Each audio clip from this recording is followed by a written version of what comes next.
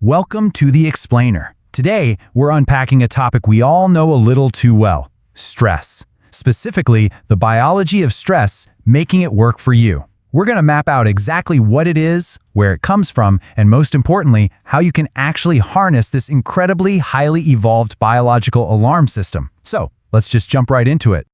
Picture this. You're in the middle of a packed cafeteria and, bam, you completely fumble and drop your tray. Everyone looks. Now think about that visceral, full-body sensory experience that hits you in that exact second. Your eyes instantly dilate as the whole room snaps sharply into focus, right? Any tiredness you were feeling? Completely gone. It's replaced by this intense, heart-pounding vigilance in its wake. Your muscles tense up, suddenly injected with this raw energy. And for a split second, time literally feels like it's slowing down. It's a massive, intense biological drama over, well, just dropping some lunch. A totally mundane, everyday event. Okay, let's dive into this because it really is a fascinating biological mystery when you stop and think about it. Why do our bodies seemingly overreact to everyday moments? Like, why does dropping a plate or, getting a late-night email from your boss trigger the exact same intense physical response as literally running for your life?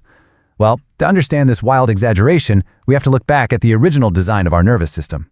You've probably heard of it, the fight or flight response. At its core, this is a very specific set of hormonal and physiological changes. And here's the thing you have to remember. This biological software, it wasn't designed for modern inconveniences, not at all.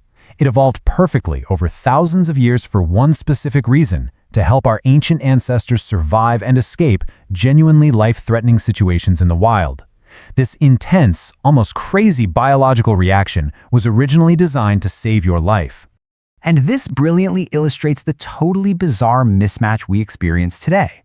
Just think about our ancestral stressors for a second. We're talking about avoiding a highly venomous snake in the grass or fleeing from a charging hyena. For those extreme physical dangers, a massive spike of energy and focus was a literal lifesaver. But contrast that with our modern stressors: an upcoming project deadline, a heated argument with a family member, or that embarrassing spill in the cafeteria.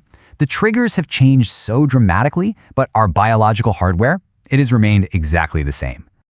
So what is actually happening under the hood when we perceive something as threatening or overwhelming or even just super embarrassing? Well, it triggers a signaling pathway called the HPA axis. It all starts up in the brain where the hypothalamus, which is kind of like your body's hormonal control center, sounds a massive alarm. This alarm instantly alerts the pituitary and adrenal glands, and they rapidly release these heavy-hitting stress hormones, primarily adrenaline and cortisol, just dumping them directly into your bloodstream. Now, once those stress hormones hit your bloodstream, they create immediate, powerful physical advantages.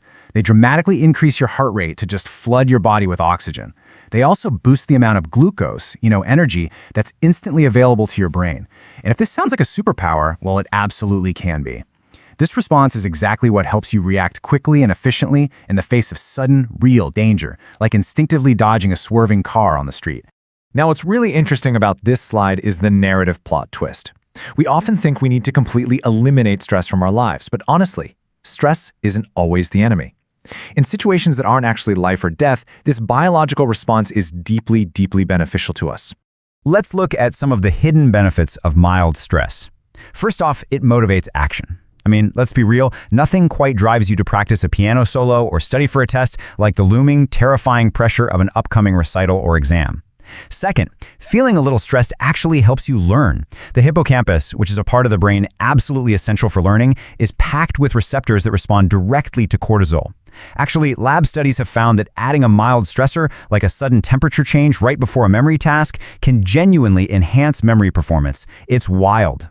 And finally, during our teenage years, the HPA axis becomes more reactive, specifically to rewire the growing brain to promote exploration and learning. It's literally a tool for growth. But you knew this was coming, right? There is a catch, and it all comes down to duration: 15 to 30 minutes. That is the normal, healthy amount of time these stress hormones are meant to be released after a stressful event occurs. The alarm is supposed to ring, you deal with the threat, and then the alarm is supposed to shut completely off.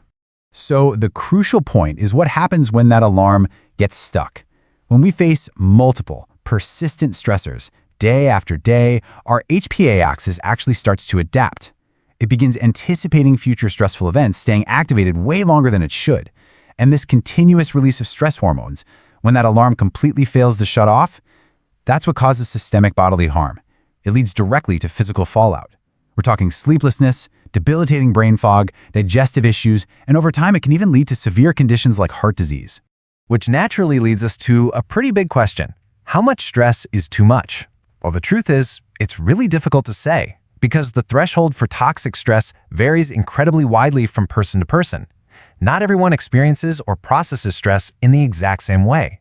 How your body responds depends heavily on a highly unique mix of your genetics, your daily environment, and your age. Let's move to and see how this builds into actionable, science-backed solutions. Because no matter what your unique threshold is, you can build a resilience toolkit to make dealing with stress a whole lot easier. First up, exercise.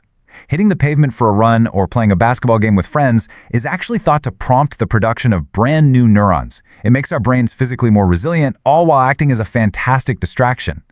Second, socializing. Spending time with people you care about actually buffers your body's stress response.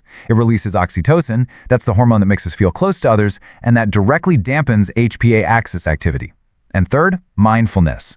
Simple everyday practices like just pausing to breathe during a stressful moment or daily journaling really help you understand your feelings and keep you solidly grounded in the present moment. Look, we can't always control what life throws at us.